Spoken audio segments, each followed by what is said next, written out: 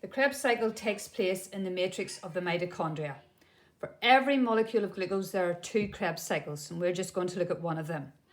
So the acetyl-CoA that was produced at the end of the link reaction enters into the Krebs cycle and combines with oxaloacetate, this 4-carbon compound, to produce citrate.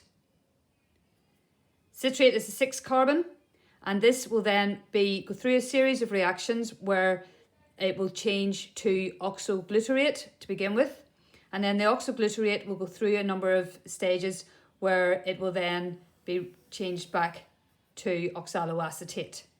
So going from a 6-carbon to a 5-carbon means that we lose a carbon, so decarboxylation occurs. And as well, whenever we go from a 5-carbon to a 4-carbon, we also have decarboxylation occurring again, and we're losing another molecule of carbon dioxide. As well as that, when we are changing from citrate to oxoglutarate, we have dehydrogenation occurring, in which reduced NAD is produced. So reduced hydrogenation means a hydrogen is given to the NAD. So the NAD is reduced.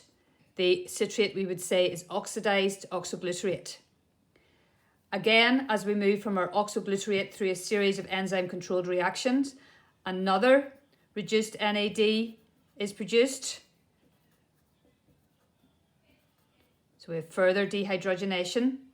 A molecule of ATP is produced directly in the Krebs cycle, so this is known as substrate level phosphorylation.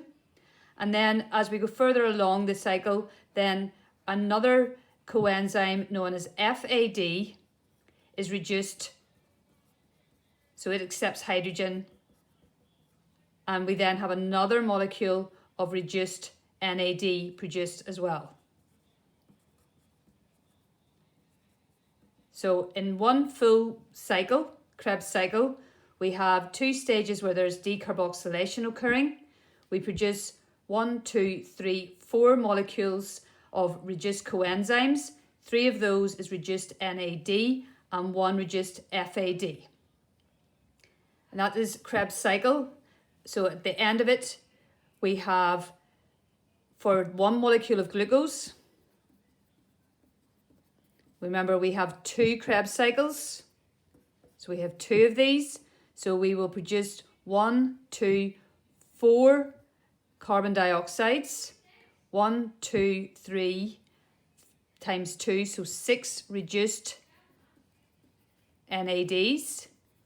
We have 2 reduced FADs,